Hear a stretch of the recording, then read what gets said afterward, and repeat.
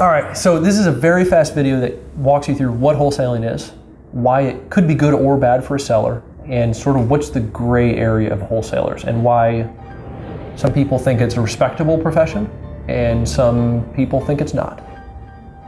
That's a good intro. That's a way better intro.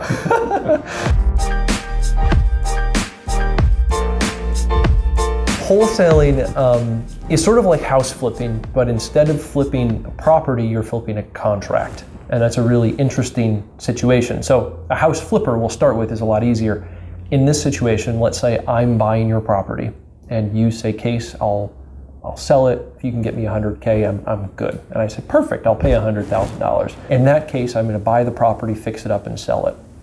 Now, the wholesaler is gonna do the exact same thing. But instead of buying the property to flip it, what he's doing is he's saying, okay, I'll buy it for $100,000. And then they put the property under contract. And then they're gonna take that contract and they have what's called a buyer list. And this is where they market, not the house, but the contract. And they say, hey, I have a property contract, or I have a contract for a property at 123 Main Street, and I'm willing to sell you the contract for $10,000. Now remember, the contract is for $100,000, so that end buyer, the flipper, is now going to pay $110,000 for the contract. You'll notice there that there's a little bit of a difference. So the flipper is paying $110,000, the wholesaler is getting $10,000, and the seller is getting $100,000.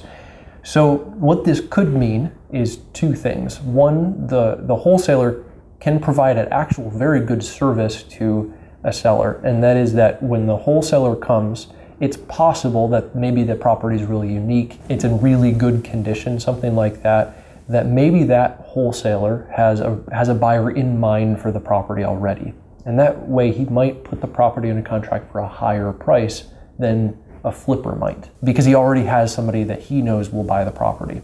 The major difference you'll see between a flipper and a wholesaler is that the flipper buys the property as an end buyer, where the wholesaler puts the property in a contract and then sells that contract. So that's the end difference. Some wholesalers will flip, some flippers also wholesale. Here at Zion REI, we are house flippers. We wholesale a couple properties, but we don't do it on purpose.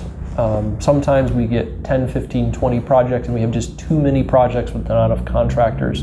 In that case, we might assign the contract to somebody else. Often they're just a friend or family member that we give it to, and they'll be the end buyer. For the seller, because we're capable of buying the property, that's okay, right? It doesn't matter because we can complete the process. Where you want to be careful as a seller is if you work with a wholesaler, that one of two things is either not upfront regarding the process, right? You don't want to work with somebody that says they're going to buy it and then assigns it if they didn't have that intention. If they're a wholesaler, let them tell you you're a wholesaler. If they're upfront and transparent about the process, as long as they have a track record of success and have a serious buyer list, they can be a real benefit to the seller because of that scenario I shared earlier, where perhaps you can net more money because they've got 3 or 4 investors that sort of pay silly prices for properties where a house flipper otherwise wouldn't have paid that. There are a couple potential pitfalls of working with a wholesaler that I think as a seller, it's essential that you know, and as an investor, if you're buying a property from a wholesaler, it's important that you're also aware of. So the first one is that a lot of wholesalers are not very experienced. So a lot of people step into wholesaling because you don't need a license, it doesn't cost any money. If you find a house that's cheap, you can wholesale it, right? There's zero upfront cost. You can do it part-time.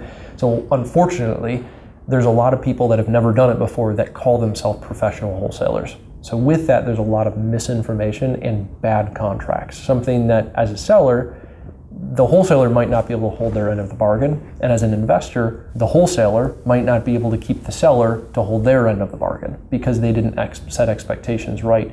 So if you're working with a wholesaler as a seller or as an investor, be sure that wholesaler has a track record of success. We work with a few wholesalers in the area in Grand Rapids and West Michigan. They do a really good job of setting the expectation for the seller that the property is going to be wholesaled, and for the investor that it is a wholesale contract. So they're not acting like they're the seller, and they're also not acting like they're the buyer. The gray area with wholesaling. So a lot of agents get really upset. I am a licensed agent. I'm not a wholesaler. I'm a home flipper that happens to be licensed. But the gray area of wholesaling is that there's there's an argument by agents that wholesalers act as unlicensed agents.